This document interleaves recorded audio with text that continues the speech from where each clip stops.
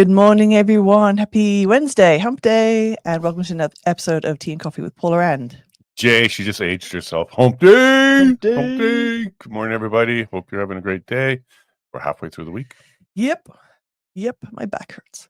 Oh, your back. Old lady back. I don't know. I just woke up and it was fine, and then as the morning progressively went on, it was like, ow. Oh, you're getting old. Yes, I am. Aren't we all? Yeah, and I had the wrong buttons pressing here, so sorry, folks. You saw this guy when you heard this gal. So, good morning, everybody. I got a new coffee machine, so let's see how this works out for me.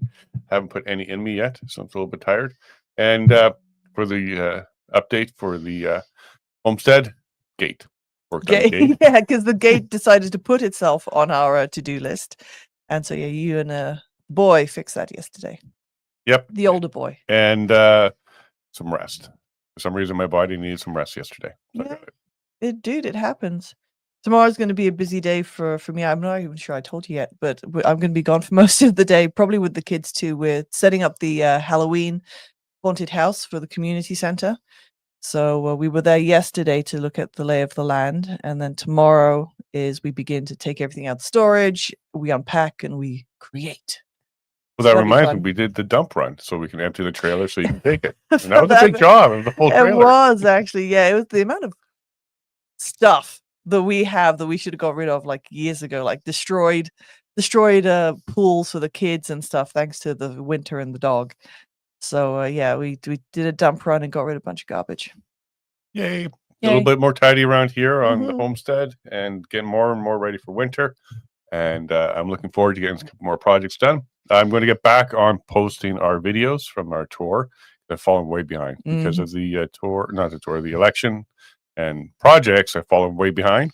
So I'll be working on getting that up because we have to get it all the way done so that I can get the Danielle Smith one up before the 16th of November.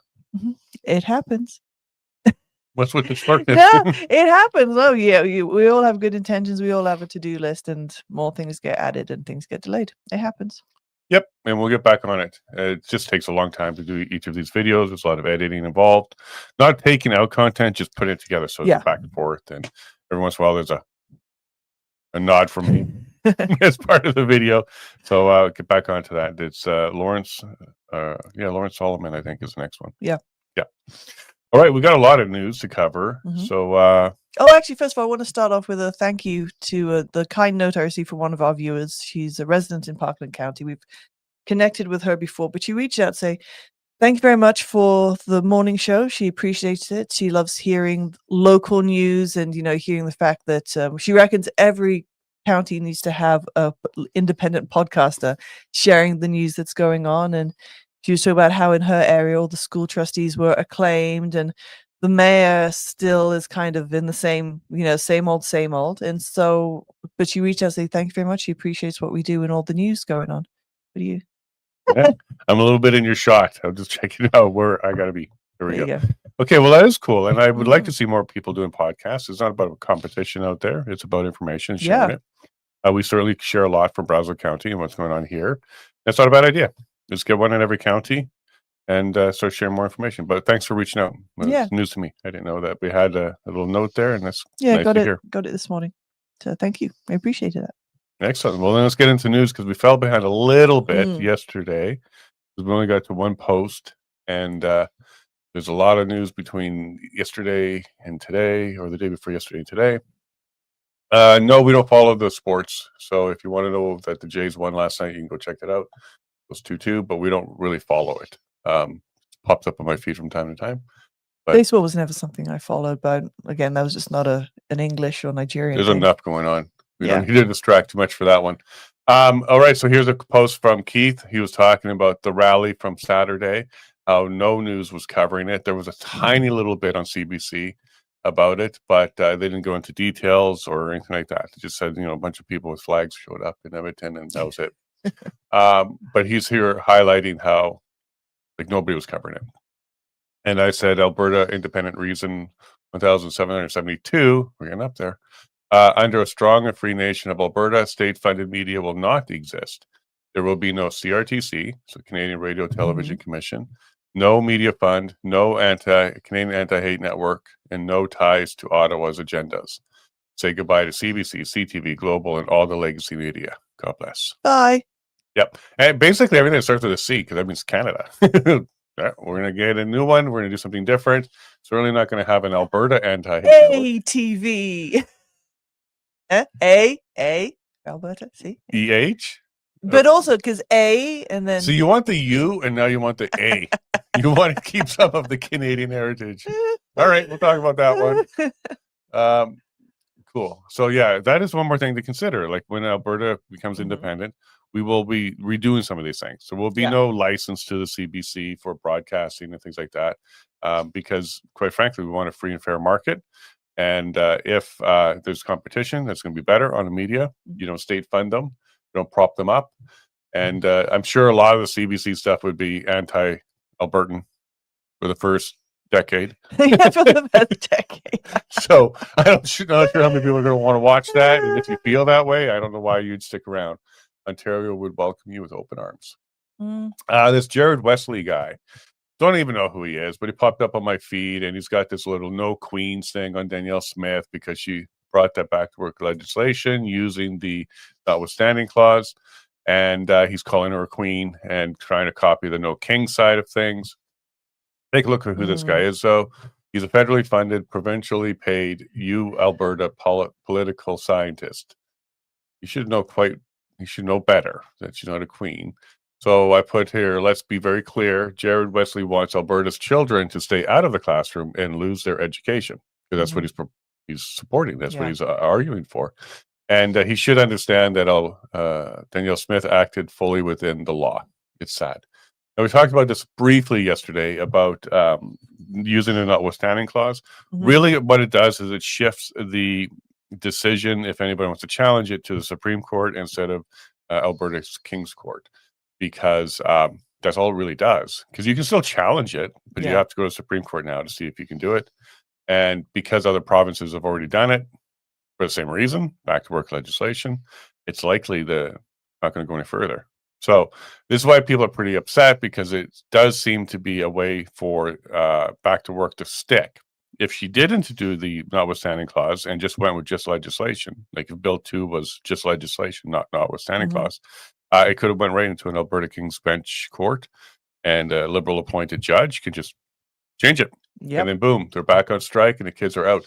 This particular one is about making sure the kids are back in school. We'll stop. Yeah, done. Like, I don't know why this is so difficult for some people, because what they're asking for is to have the kids out of class. Have them in class, and now negotiations and arbitration can happen at this stage while they're in the classroom. This doesn't stop the conversation about what is it their grievances are. 12% is not a large enough raise. Like, it doesn't stop that conversation from happening. It stops the strike from happening. Well, and that's the whole thing. That's what the argument is, that you had all the summer to begin negotiations, but you never did. You started once the school Correct. They said, well, the contract, so it's no different. They said the contract expired in 2024. We can then use the summer to work on this. They waited till children were in for the leverage to go ahead and strike and force the government to do stuff they don't want to do or can't afford to do, or whatever the situation is. And it's just, I think, juvenile to do that. Essential workers, that's a category that we've seen before in the past that can't strike. I think it might be the time to say teachers are essential workers. So there is no striking there. But that's my position on that one. Keep the kids in class, keep the conversation going, and we'll get into more union stuff in a sec. Here's one of the reasons why we don't follow sports at all. Here they are changing the national anthem. Instead of on our home and native land, it was changed to on our home on native land. So a land acknowledgement within the national anthem. Alberta's anthem will not have any of this stuff. Don't know what it will sound like. I know there's a couple floating out there where people put together some anthems. We'll see where we go with that one. But this is annoying. These are virtual signaling on a major stage. And I'd like to see the stop. Like, whatever. Yeah. And one of the reasons why we don't watch, right at the very beginning, they're trying to shame us. So union, here's a good one. So the Global Calgary posted that we're calling it super strike, where the Alberta, what is it? The Alberta Labor Force Union or something like that, or association. It basically is a union for unions, or it's the association for all unions. And they represent 350,000 unionized workers. And they were threatening a super strike if Danielle Smith did use a notwithstanding clause. Now here's Calgary, Global Calgary, saying, hey, the move puts the Alberta government on a potential collision course with more than 350,000 workers and other provincial unions, which promise an unprecedented response if the government invoked a notwithstanding clause. So here we go. I think this is actually a good thing. So here what I'm highlighting is union leaders representing just 7.3% of Albertans are threatening to hold the entire province hostage. I hope they do. It's time this triggers legislative reform to end mandatory and monopolistic unions. Workers deserve the freedom to choose which union to join or not to join at all. Yeah. My job, my choice. I think it's about time that we remove the powerful unions. And the only way they can become powerful is they actually represent their workers, and the workers choose to join them and choose to put their dues there in order to be represented by them. Right now, there's several unions, and the Alberta Teachers Association is one of them, where it's automatic or mandatory to be part of it. And there's no competition. You can't go to another union if you choose to. I think this is a good time for Alberta to start looking at those changes in the legislation. Anywhere where unions are required, make them optional. Yes. And anywhere that a union has developed, allow others to go ahead. So the government needs to get out of unions, because that's kind of the whole point of unions originally. Well, was a way exactly, to yeah. fight against employers and government. Government needs to get out of unions so that unions are free market. If you do that, there'll be a lot of people who'll be very pleased, and you stop them from becoming political arms of things like the NDP party. Yeah. Like there's a lot of people who sees the ATA and the NDP as one and the same, and they get together, they push agendas, they push ideology, and they threaten government. Remember, NDP's for the people, is it not? Whatever. I still haven't had my coffee yet, so my funny bone is just waking up. But I say this may be a good thing. If they do this and hold Alberta hostage, then the Danielle Smith government may take a look at and may be forced into a position where they remove the powerful union structure, which is law, it's legislation.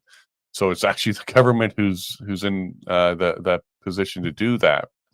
And another thing I always want to highlight here, nobody seems to have a problem with unions doing their heavy-handed approach of striking. But when the government does a heavy-handed approach of stopping a striking, suddenly you're a queen and you're removing rights. Leave the kids in the classroom. You will have a lot more support from parents, teachers, other Albertans, if you are not interfering with the education in order to get your point across. Yep. Canada Post. Who? I don't even know who they are anymore. Yeah. We had Jeffrey Rath and Derek Smith on yesterday. It was a fun one. And if you are a member of our community back in locals, you actually got to see quite the conversation back there. Yeah. So if you haven't become a member back there, this is a good time to go ahead and give that a shot. It's $10 a month to get yourself in there. There's a private chat that doesn't go on the screen. And there's an extended episode because we do hang out at least 10 minutes or so. Yesterday was close to 30 minutes. And a lot of the times our guests stick around for that. Yep. And the conversation back there was a lot of fun with Jeffrey Rath and Derek Smith. Okay, so when you make a mistake, it's really best to kind of just correct it or move on or admit it and just move on. But putting an ad in the U.S., bashing the U.S. from Canada was silly. There was consequences for that. First, be truthful. But they weren't. But what does BC say they're going to do? They're going to do some more. They said, well, let's go just do some more of these ads. So I asked the question, how would Canadians feel if India, China, the US, or any foreign government ran anti-Canadian ads in Canada? Yeah, they would lose their minds. Like, look, you lose your minds over stuff now. You would lose your mind if you saw an ad from China talking about how bad Canada is, or if India said, hey, you guys, you crack down on those workers or those truckers, that's wrong. Like, you'd lose your mind. But the truth is, state-funded networks wouldn't allow it. Here in Canada, when you try and buy ad space, it's very restricted. they will say, no, political, we don't allow it, we don't want it, we will just deny it because it is state funded. If it's state related media that can make the buys, but others wouldn't be able to. This just shows you how free the US is. You're able Correct. to buy space on their airwaves to go ahead and attack them. That's not a monarchy, there's no king there. But in Canada, they couldn't do the same thing. But could you imagine if they did? Canadians would lose their mind. Their elbows would go way up above their ears on that one. But I also said, just keep in mind, they're using tax funds to embarrass and harm us all.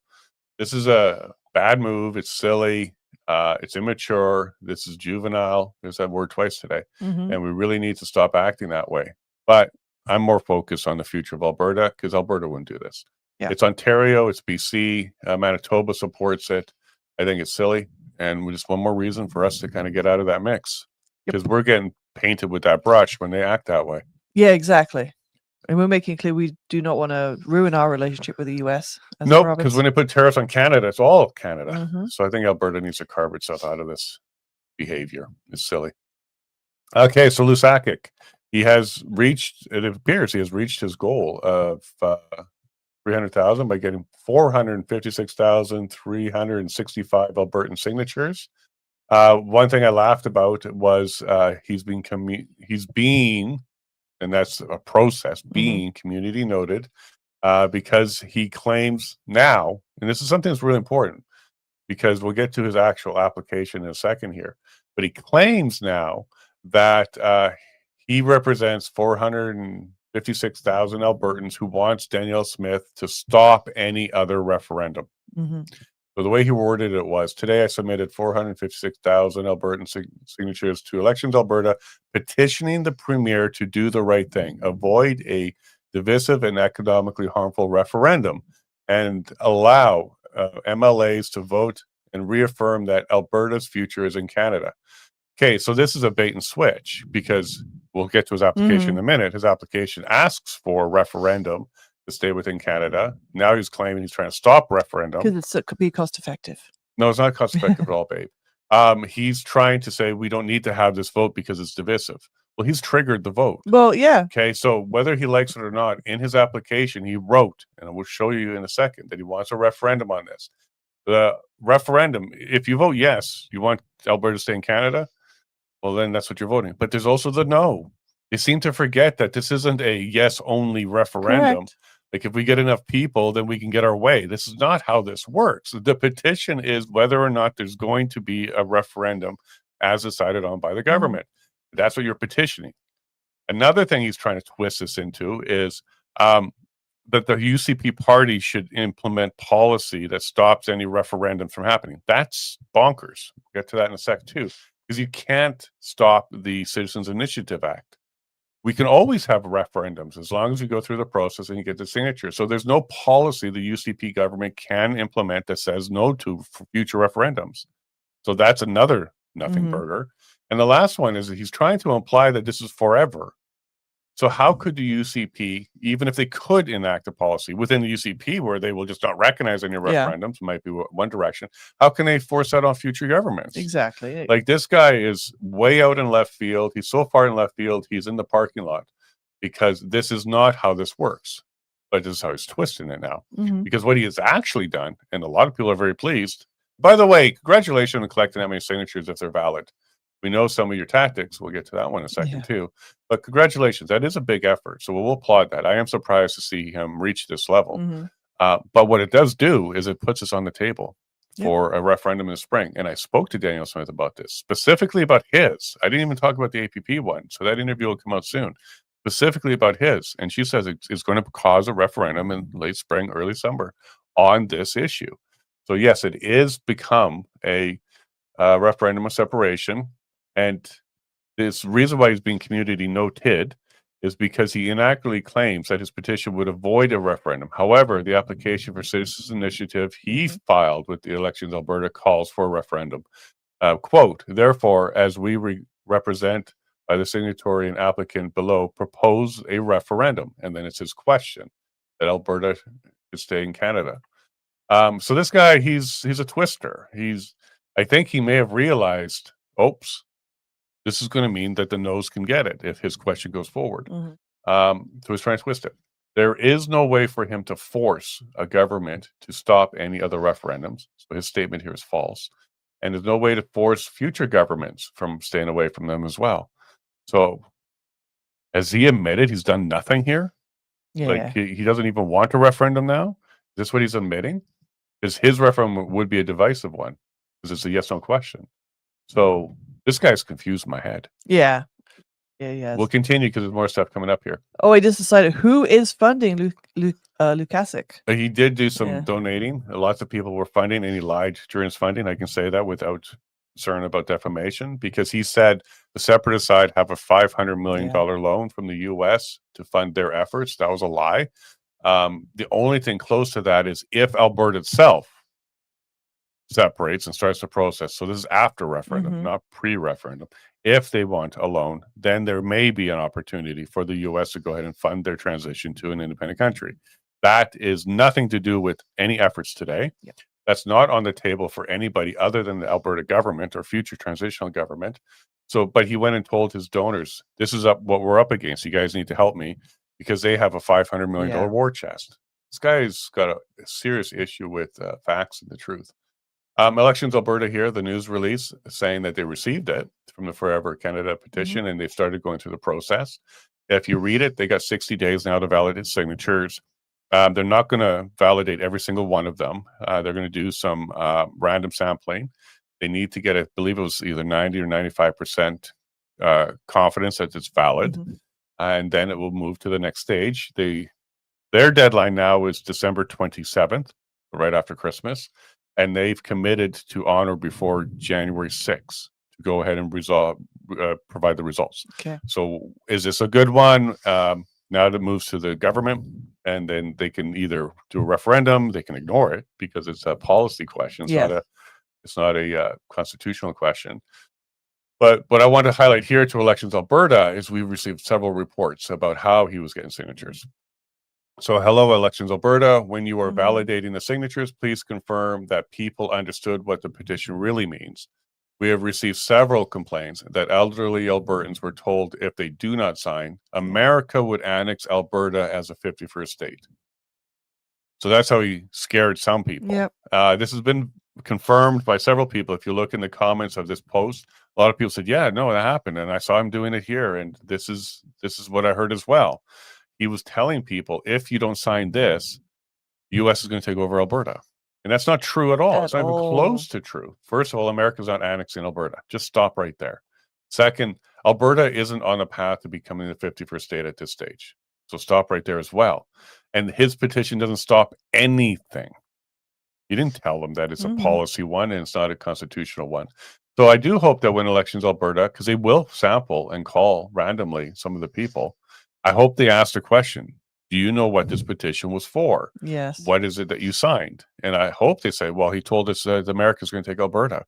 Like, I hope there's enough of that reported back to them. Reply back. Because that's part of the validation. If people actually signed it under false pretenses, it becomes null and void. The whole thing will become null and void. Again, they need to get to the 90% confidence. So if 20% of the calls say, no, he told me it meant this, or they told me it meant that, and it's not true, that can invalidate the whole thing. So I just raising that because we heard this so many times throughout the signature collection period that people were being told, this is to stop 51st state. This is to stop Trump. No, it's not. Not even close. And this guy doesn't want to play fair if it's true. If this stuff is true and this was happening, him or his team, we're just scaring people into doing it. David Parker made a post. Tommy Boy fell right into our trap. There will be an independence referendum in Alberta in 2026. That's true. There will be a referendum in 2026, and whether it's Tommy's, or APP's, it's going to happen. And this was confirmed by Danielle Smith in her interview with me. She said late spring, early summer, there's going to be a referendum. Now, if you were in our local side of things last night, we were talking about this, or yesterday. But Jeff Rath was clear, and he's not wrong, that the Clarity Act says it needs to be a standalone question. Now, will that mean that if Danielle Smith brings forward other referendum questions like police force or whether or not we want Alberta pension plan, like if she brings up other referendum questions, and runs it at the same time as the separation question, will that make the referendum or the separation question null and void? I argued to Jeff, and it's not an easy thing to do to argue with Jeff, that if she has two ballots when you go in there, one on the government's referendum questions, Mhm. and then one that's for the citizens initiative question, which is a physical separate ballot, would that be enough to satisfy the Clarity Act? I think it would, because when we did our municipal one, there was one for Reeve, one for council, Yeah. one for trustee, and there were people who couldn't vote for Reeve or council because they live in Breton, but they got the trustee one. So those are three different ballots that you got to make decisions on.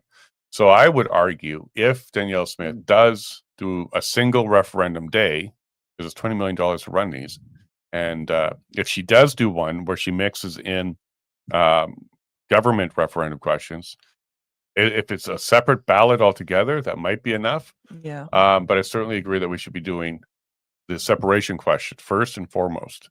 I don't think there's a point in doing any of the other ones unless we know where we stand on that one. Correct.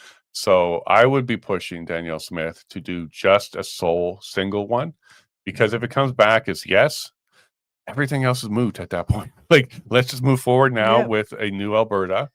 But if it comes back as no, let's not separate, well, then she can make that her platform for the election in 2027. She can say, well, hey, I heard from you on these things. Here's what I'm going to do. I'm going to bring the pension plan. We're going to do policing, all this kind of stuff. She can make that a platform question or platform for the election. But I don't think she should mix them.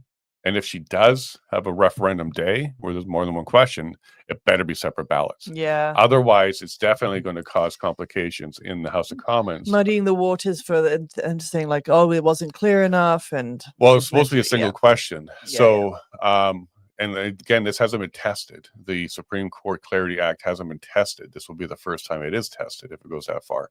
So it's uncertain on how that's going to roll out. But we're going to keep the pressure on. And I did say when I heard about the panel, is she trying to add more referendum questions? Will that invalidate the Clarity Act? Yeah, you were saying that loud about like, no, it just needs to be one question. Come on, because then it may come back to bite us in the butt. Then all this effort would be for naught. All this expense would be for naught. I think that would be a political nightmare for her if she did something like that. Yeah. There was support, and then she didn't follow through with it. Oh, look, I agree, but politicians behave a certain way, so I don't know. So somebody was asking, mentioning maybe Lisakic is a mastermind, ninja, APP double agent, and we are now just realizing it. No, sorry. I'd love to jump on that bandwagon. I LOL'd that one because I really did laugh out loud. I said I doubt it. It's more likely that he plans to start a left-leaning political party, Lisakic's Lefties of Alberta Party. Something along those lines. A lot of speculation that he just did this to get a large mailing list. Yeah. A lot of speculation around that. Because again, it's a nothing burger. It doesn't do anything. Unless the government chooses to turn it into a constitutional question, which they can do, and then provide a referendum in compliance with the Clarity Act, which they can do. And they can base it on his petition. They can do that. I don't think he wants that, though. I don't think he wants that at all. So it's very curious what it is his actual goal is. But many are speculating it is to potentially have a new party. 460 or 35 or 465,000 people. That's a lot of people. 456, and change. If they joined a new party, that would make them very, very large. So he might be heading in that direction. And he's definitely left-leaning. He's going to be against the UCP if he does that. And this is why I think the NDP did not support him strongly. It's because he may become competition to them. Yeah, they're number 2. So maybe he is playing 6D chess. He's trying to destroy the NDP. Maybe he is that dedicated to a conservative Alberta that he is trying to destroy the NDP by splitting them up. I'll applaud him. But the way he blocks people and then walks away from interview requests when he says he will do them tells me, no, I think this guy, he wants to be the leader of Alberta. So, we got here comment here. I think Albertans' new sheriffs should go after Lisakic's evil doings. Well, I think elections Alberta, if they can be fair, they can look into it. If there was these allegations were true and they do find evidence that it was true, well, then of course there should be something that happens there. I don't know if it goes as far as criminal, but it will invalidate the petition. Yeah, that will be one of the remedies, because if he was lying or his team was lying, that will come out. We're getting there to our guest. I can see him. He's all ready, getting Yeah, yeah, himself all 7:30.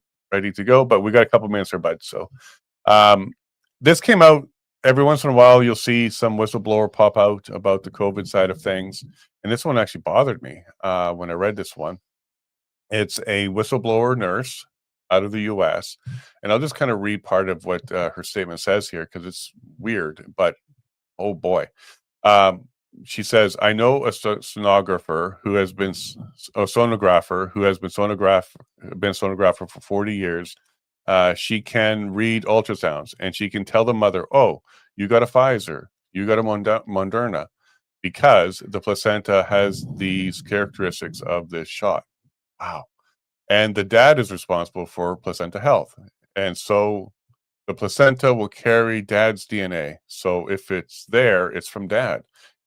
So even if the mother didn't receive the shot, but the dad did, it still will affect the baby. That's mRNA protein that's in the sperm also. Okay, so if this is true, first that they can see from an ultrasound what shot you took because there's markers, Yeah. there's spots, there's things that kind of give it away, and this is leading towards a spike protein side of things. Well, that sucks. Like we didn't think about that part. We knew that if the mother had it, it would affect the baby. But now what this woman is saying is the father can have the shot, the mother could be shot less, not have the shot, and it still impacts the baby. Mm. So, wow, I'm speechless on this one. If this is true, my gosh, evil is all over. But wow, I was kind of taken aback by this one.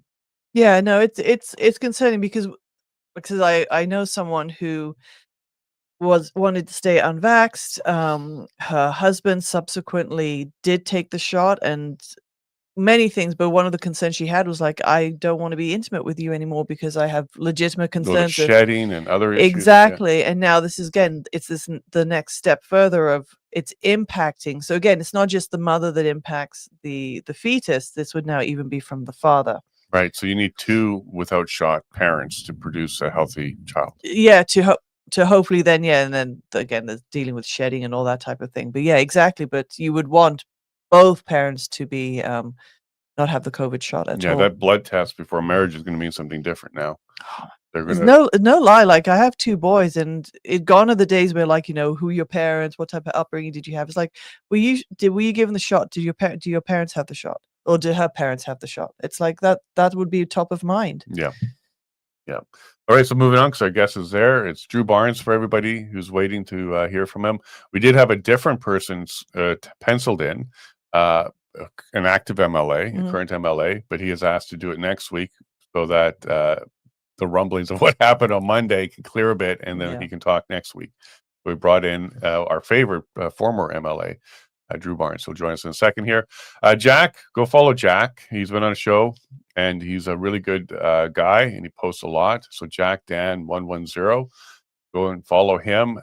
He's got some good connections. People are providing him information.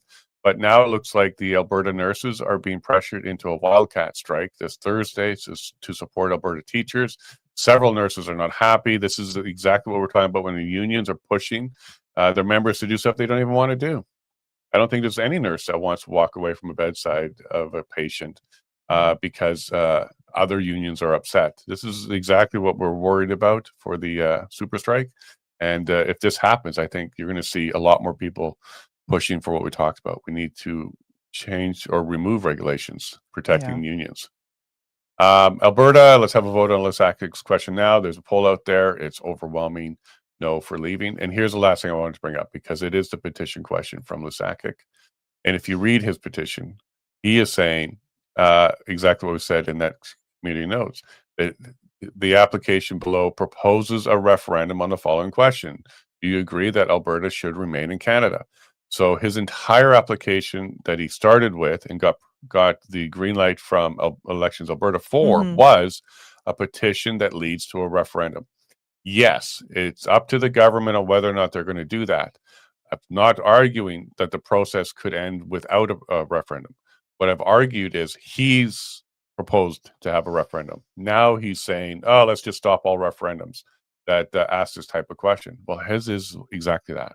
So thank you to Keith Wilson, who brought this up Mhm. again, and he posted Thomas, tell the truth. Your petition calls for a referendum. Here is the legal application you signed. Do you lie to your supporters to get their signatures, or did you lie? We've heard this many, many times. Now let's get to Drew Barnes, because now we're actually caught up on all the news. All right, Drew. Good morning, How are Jason you? and Paula. Thanks for talking to me this morning. Absolutely our pleasure, and thanks for jumping on. We had somebody else booked, but he's an active MLA, and he said I'm going to come on next week because things are pretty spicy right now. Yes, see if it'll have died down by next week, or they'll have some resolution. Let's hope so. Yeah. Well, first of all, congratulations for running for mayor. You were just in second, just behind first on that one. So let's go ahead and talk about your race there. How was that for you? And how do you feel about those results right now?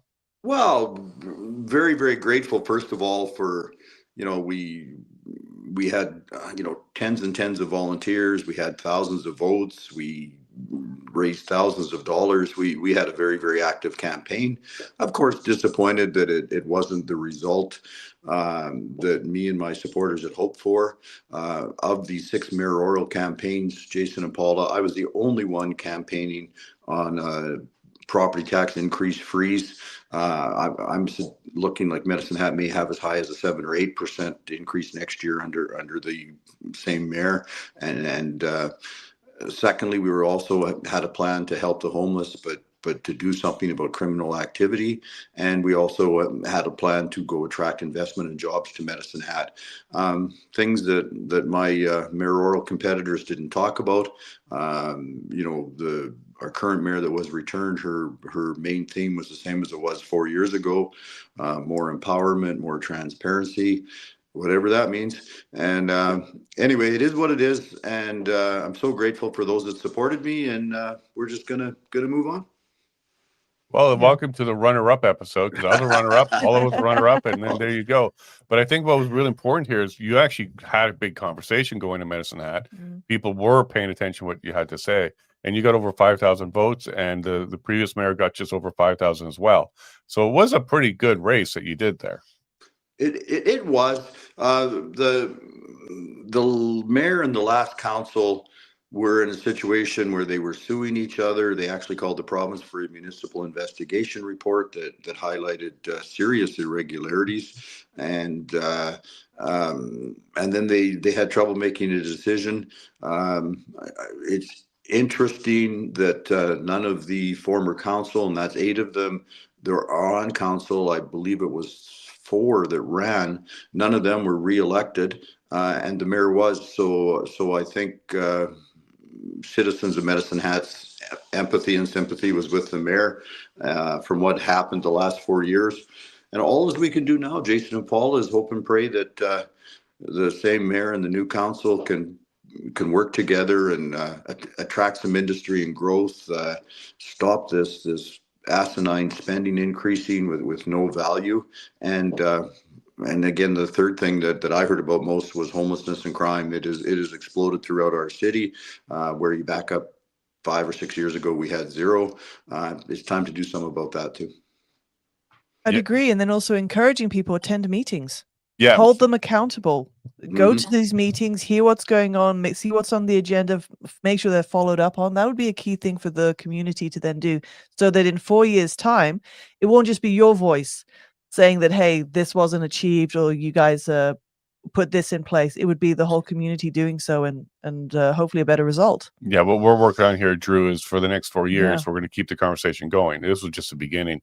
And then when the next election comes around, we'll be far more ready and far more able to connect with more people. Because when we started, it was the first time for us running in this community for council or a trustee.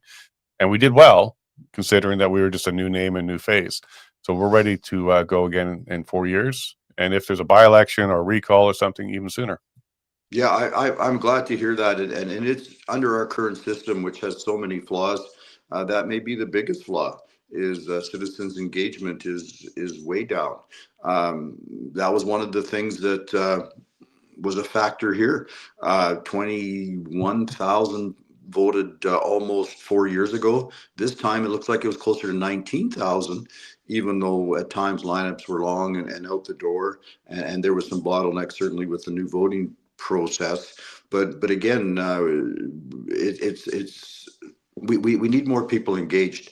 Also happening here, people are looking at setting up third-party advertisers, political action groups, and there's a level of expertise that has to be gained.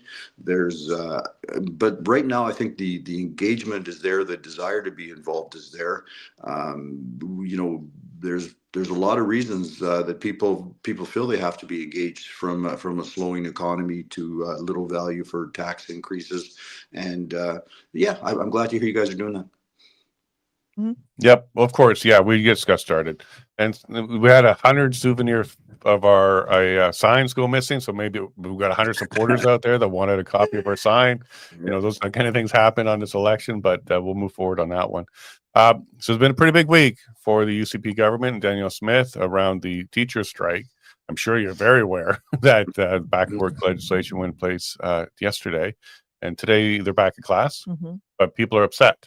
So we'll kind of start with the first half of this one, which is, what are your thoughts about invoking the notwithstanding clause to get teachers back into the classroom? And then the second part of this we'll get into in a bit is, what do you think about unions in general and the super strike that they're talking about? But let's go ahead and start with the getting teachers back in the classroom. What are your thoughts about that one? Well, first of all, from the overall look, isn't it sad that political parties and unions and groups are using our kids as a pawn? I mean, they've had years, to talk about this and work this out. I was elected with Danielle in 2012, and the big issue then was class size and the lack of teachers' assistants in the classrooms. And Danielle had this wonderful plan through our Wild Rose team in 2012, that the money would follow the individual student that was assessed for special assistance. And so if a parent decided their child was better served somewhere else, or with a different classroom or different school, the money would follow them directly. And I'm disappointed that here she is now, Premier 3 years, and that hasn't been implemented. So this is, unfortunately, on the surface, looks like a political game that is affecting our future, affecting our children, and that's just wrong. The strike was interesting down here, or the potential strike during the campaign. Of course, a lot of the yellow signs up supporting public education and the ATA, and at the doors, it was hilarious. One teacher would say, "Oh, you're too close to the UCP. I can't support you." The next teacher, "Oh, well, you're connected to the UCP. You can help us get through this, and I like what you offer other ways." So Jason and Paula, it just shows how divided we are in society. It shows how split we are as to how big government should be, how high taxes should be, and shame on both the UCP and the NDP for using our kids as political tools. Like 6 months ago, they could have put something on the table. If one of the sides wouldn't cooperate or bargain in good faith, they could have went public with it. And at this point in time, when I talk to teachers down here, a lot of them are wanting to go back to work. So I don't know. So if it's political, in my opinion, Premier Smith had no option but to get political. So good luck. Hopefully it ends quick for the sake of our kids. Yeah, 100%. Like we were talking earlier in the show about essential services. Like essential services, they can't strike. This is something that happened in Toronto around garbage collection. They used to have strikes a lot around garbage, and then garbage would pile up all over the city, and it would become a hazard. They became essential workers, and they couldn't strike anymore. What would you think about teachers during the school year be considered essential workers, where they just can't strike because it's the students who are suffering here, and the parents and they're being used as leverage? I think that needs to stop. And all of these bargaining agreements should be happening during the summer. They should be squared away by September. And this shouldn't be a concern for parents or students going forward. What are your thoughts about that? Well, I'd be concerned about, there may be other, hidden consequences or ramifications from making them essential public servants. As a free enterprise conservative, I would just say, let's expand choice and competition. And of course, that's one of the big things that the ATA is against it, and a lot of the school boards just want one big school board. They don't even want the Catholic school board to exist, where choice and competition makes us all better. To me, that's the first step. Give parents more involvement, and for the unions, it's also interesting that if you mentioned the wildcat strike in your introduction. It again, it's just another sign of how divided we are in our society right now, and you don't have to go very far to read somewhere about how Canadians' productivity has plummeted, how our per capita GDP wealth has plummeted even further, and this is greatly affecting our kids and our grandkids' future. Let's stop fighting over it, and let's do something constructive. Agreed. Okay, actually, so you touched on vouchers there, and it's something that we brought up on our show yesterday. So here's a post I did when the back to work legislation came out, or at least the announcement came out. The number one item on my list here was pilot school vouchers. So funding follow students, not systems, while capping financial exposure and protecting special needs supports. This is what you and Danielle with Wild Rose was talking about. And this is what you mentioned right now. More competition would be better. This is what you're talking about, right? School vouchers, so that if a parent prefers the curriculum or the system of a different school, they can go ahead and move there. Why did this stall, do you think? Was the ATA that powerful? I don't know. I was never in a position where I was the decision maker. As a government backbencher, that was the most unstimulating time of my life. I just couldn't get anything through Jason Kenney and caucus. As a government opposition member, that was kind of fun, but it was hard to be effective. So I don't know. I would say the leadership didn't have the real will to do it because they're the ones that could have done it.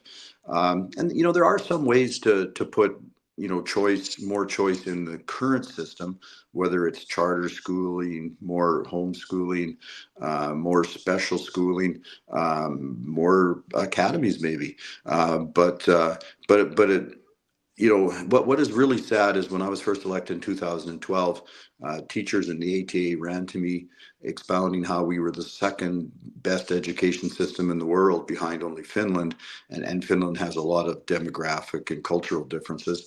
And now I'm reading stuff that like we're 15th. So the path we're on is the wrong path. So let's enhance choice and competition. Let's enhance parental involvement. We have to give parents the opportunity to step up and be involved. Those that want to, and it's not an easy problem, but together we can solve this. And as a believer in free enterprise values, I would pick choice and competition. And a couple more ideas that we put on here was legalizing and fund homeschooling pods or micro schools, so smaller schools like 5 to 12 students, where there's one teacher that would be able to school the students there. That would be more competition. Homeschooling can happen, but not really these pods where there's an accredited teacher or a certified teacher that has a small group with them. Kind of like where we started. We used to have like all your kids went to the same school, the same teacher. They were all different grades, but they all learned together. Those were good, and so people wanted that.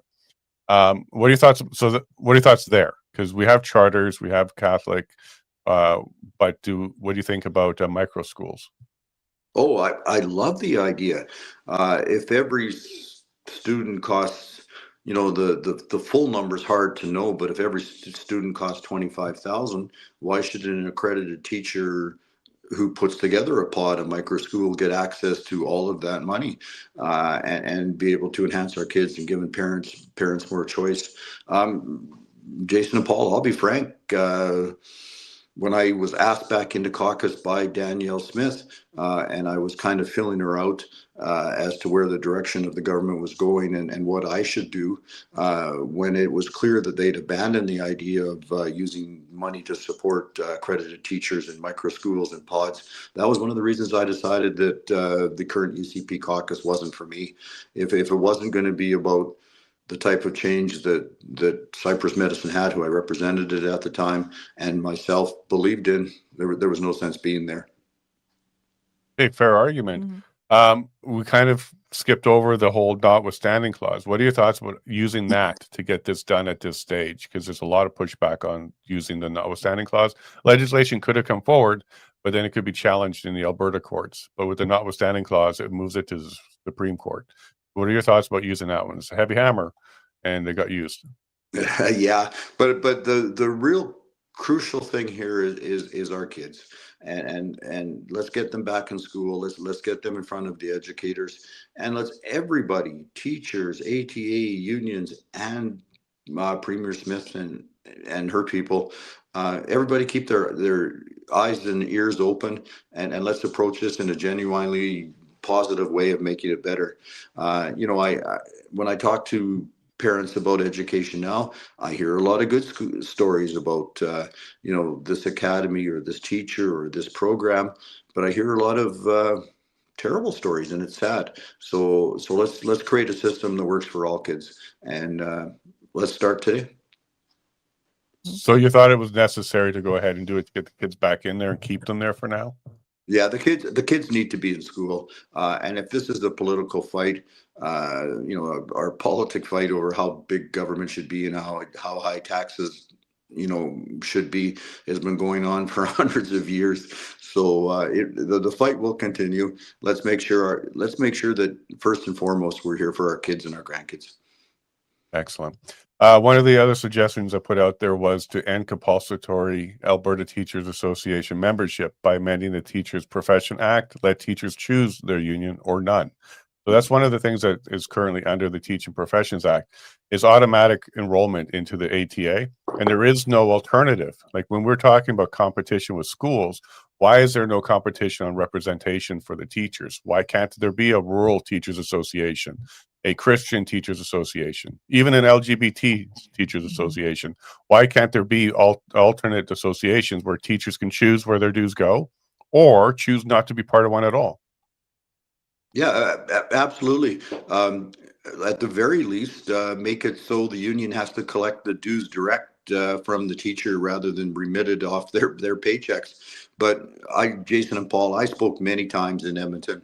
26 American states are what you call right to work, where joining your union is optional. The union has to sell to the people why they should join the union. The union has to be better. The union has to be proactive. And you know, we're incredibly smart as a mass or a group when we have choice. When we don't have choice, it just falls to one person thinking. And so that's why I would agree with that. Absolutely. Let's give all Albertans let's give all Albertans choice. Right. And that kind of leads us into the next part of this conversation I wanted to have with you, which is unions in general.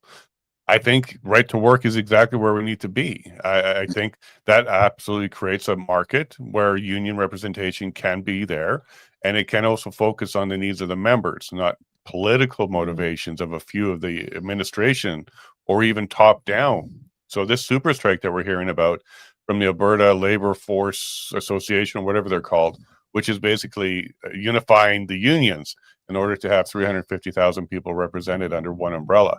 That's the wrong direction, in my opinion. That should not be happening. And I do want to see a time where we have right to work legislation. Do you think what may be happening here with this talk about super strike might be enough to push the UCP government? There's an AGM coming up at the end of the November, enough to push the UCP government to take a second look at union legislation around it and maybe some reform? No, I don't. Again, I think the easiest steps for Premier Smith is to reduce the size and cost of government and reduce our taxes, and I haven't seen any of that. So I'm not expecting any big changes. And maybe that was one of the reasons why she used the heavy hammer of the notwithstanding clause. Get them back to work with limited discussion. And again, but I blame both sides. This has been going on for years. They didn't have to wait till the kids were out of the school for over a month. You know, Jason and Paul, it's back to how Canada slipped in our world stature. It's back to how you and I and our families and our neighbors, our per capita wealth is plummeted. Our productivity is plummeted. We're deep in debt. Our governments and our families and our businesses. There was some interest rate announcement 10 minutes ago, where we spend more time worrying about interest rate announcements than we do getting productive. And maybe someday this will be forced on us. I hope not. I hope we can find a collective will to make Alberta the freest, most prosperous place in the whole world. And if that takes right to work, if that takes more choice in unions, and I believe it does, let's do it. Okay, Yeah. so if they do this, because there's even talk about nurses tomorrow doing a wildcat strike, like that sucks. Like these are healthcare providers. Like that means patients are suffering here. They're using all the levers that they can to force. Do you think Albertans, though, enough Albertans will be against that idea and start demanding that they don't have that kind of ability anymore when it comes to students or patients? Or do you really think a lot of Albertans are just going to kind of side with the unions on this one and say the government just needs to give them whatever they want? The tough one coming up here, I think. Yeah. I would hope that the fines and the penalties that the UCP put in would apply to other unions as well, because I mean, even if you disagree with the law, you respect it, you live it. Secondly, our healthcare system is so broken for many of us anyway. The number of people I talk to in my municipal campaign that have been waiting, a year or two for a knee or hip and have told they've got another year or two wait. So many people have just accepted that the system is so broken. So if it's more broken, short of a heart attack or a serious procedure, so be it. And hopefully, if that happens, you can still get in fast. And thank goodness that's the case most often. I don't know. I just think that as Albertans, as medicine hatters, we're just used to the dysfunction, and that's a shame. I just want to add to that. So we have a neighbor nearby who recently had hip surgery. Now, she had to go to Ontario. No, she went to Quebec because if she had waited for the surgery here, it would have been years. She went to Quebec. Her surgeon's from Red Deer. Yeah. I hear that all the time. It's so weird how you can't get that surgery in a timely basis in your own province. You have to play a silly game of crossing a provincial boundary, and that does happen a lot in Medicine Hat. But because we're only 40 miles north of Montana, 200 miles north of Great Falls, Montana, that's probably where most Medicine Hatters go who don't, who are in excruciating pain and can't take the weight. It's our system is full of these anomalies where it's so broken, it's so expensive, and we pretend that we pretend that it's not broken. And again, we have no political leadership that's willing to tackle these things. Is it because they like the status quo? Is it because change is impossible? Again, I don't believe the change is impossible. I believe that collectively we're super intelligent if we have choice and freedom. Okay, and speaking of choice and freedom, so Thomas Lusakic's petition looks like it may have reached his limit or the necessary signatures. It's now with Elections Alberta. They're starting the validation stage. It'll take 60 days. So right after Christmas, they should be done. And then early January, they should be able to certify it or not. And then it moves to the government. I had Danielle on and we did an interview, and she did say she's expecting to have referendums in late spring, early summer. And we did talk about Lusakic's petition. If it was successful with signatures, would that be one of them? She said yes. She does expect it to be one of the referendums. What are your thoughts around Lusakic's petition? And even though he's positioning himself now as, oh, I just want to stop referendums from happening on this question, I don't want to have a referendum myself. Like, he's now kind of positioning himself differently than his application stated. What are your thoughts about that? And is Alberta ready to have this question brought forward and actually have our say on this one now? Interesting. to me, it was just a signature information gathering episode from the start, with some political motivation, and I don't know why. Like, why would we have a petition? Could cost 20 million, I've heard, that just confirms what's already true, that we're in Canada. Why would we spend $20 million on that instead of reducing taxes or legitimately giving it to somebody who needs it? The whole thing appears to be a collection of signatures. Was it 472,000 people have given their information now, and I guess that's great. But even during the municipal election here, we had 10 polls. The volunteers for them were at every single polling station, at a couple of them right outside the door. Then they moved to the sidewalk, and was it as an attempt to influence? Anyway, it hurt our democratic process. It's one of the reasons why voting may have been lower. So anyway, so it's a nothing burger that's going to waste 20 million. Don't support it. Okay, so some of the things that Keith Wilson raised and Jeffrey Rath yesterday on the show raised is the government is in a position now to go ahead and change the question, and they could make it compliant with the Clarity Act and could make it a constitutional referendum. So it's not just a nothing burger at this stage for his. It's an actual one that complies with the Clarity Act and can then become a succession referendum. So $20 million is a lot of money. But she's going to do referendums anyways as a result of the Alberta Next panel. That's one thing she let me know was at the end of December, that report should be out. And then they're going to decide on which questions to bring forward, in addition to a citizens initiative question as well. So it looks like we're heading to a $20 million referendum day anyways. So if we head that way, what would be your thoughts of the government taking this one or the Alberta Prosperity Projects one and turning it into a Clarity Act question, which actually takes us a step closer to leaving Canada? Yeah, at least on the Clarity Act, it would be a real question with real consequences and real outcomes, and that might change Alberta for the better. My position has been clear for forever. Alberta needs to push for a better deal with Ottawa. Socialism has never worked. It's not working for the Maritimes. It's not working for Quebec and Manitoba. Let's push for more fairness for Alberta. And if this is a part of a step of that, that would be fine with me. I'm against a nothing question from as Lukaszyk's group has, and a question which has real meaning and real consequences would be more favorable. Okay, well, it looks like we're going to get that. So there may be another campaigning on getting people to the polls on that one. And I think there's several different ways we get there. Like Danielle, she herself could bring this question forward without any petitions. So there's a few paths to get this done. Yeah. Why do you think we're going to get there? I don't. I see a strong nucleus of maybe 18% of Albertans working hard for it, willing to take the risk to make Alberta better for their kids and their grandkids. But I haven't seen any support from Premier Smith. No, she's been walking that fine line, and Bonnieville is what I'll take you to, because she was on stage with Mitch Sylvester about this, and she said a third of Albertans want to go, a third wants to stay.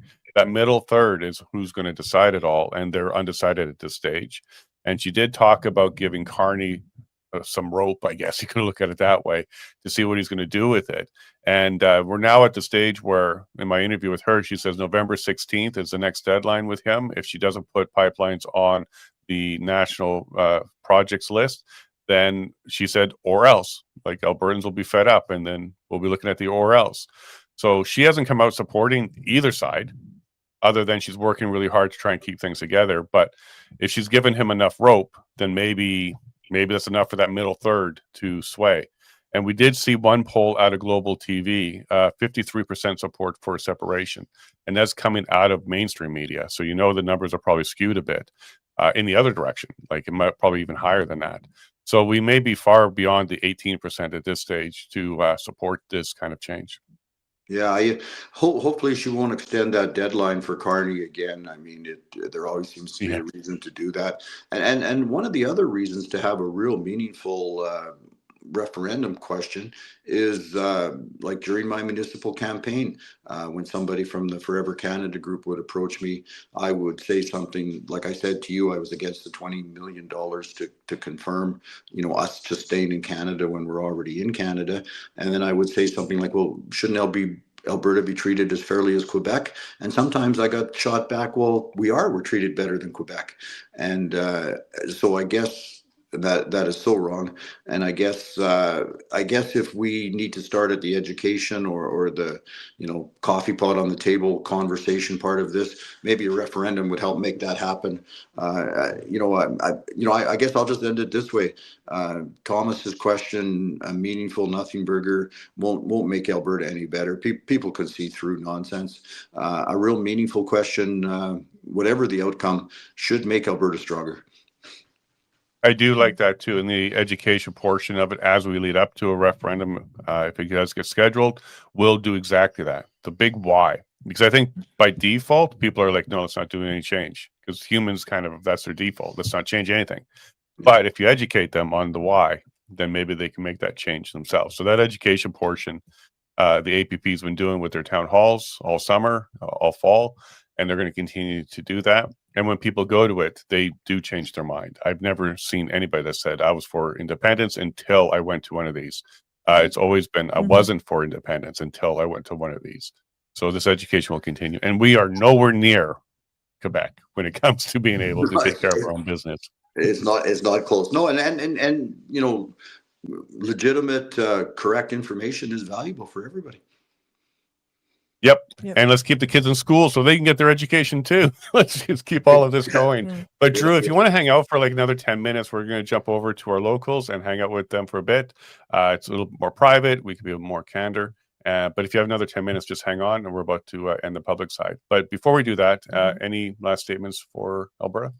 Oh, just, fellow Albertans, we should be the freest, most prosperous place. We should be the safest place with the most liberty and choice. And let's work towards that. I was grateful in my municipal campaign to hear so many people that supported that vision. And nothing moves unless it's pushed. Let's push.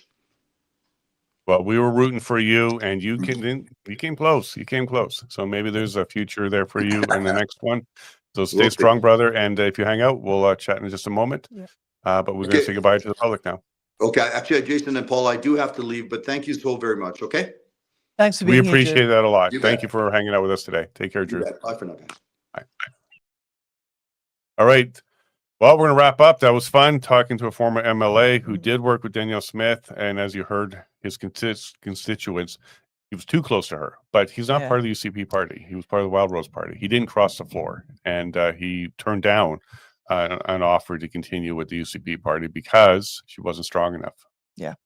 Yeah. No, you can't please everyone. No, that's the summary. You can't please everyone. Nope. But otherwise, everyone, see you soon. I'll see you tomorrow morning, and bye from me. And locals will see you shortly. Yeah, tomorrow we have Nico Lagan coming on. He's going to talk about his new show, Christian Conservatives. He's now opening the door. Christianity is coming back with a vengeance. And I'm excited to talk to him about that. So tomorrow morning. And then Friday, it's John Carpe. He's going to come and talk to us about some more of the work the Justice Center is doing. And it'll be a good week to wrap up on. So everybody take care. Have yourself a wonderful day. Bye. And God bless.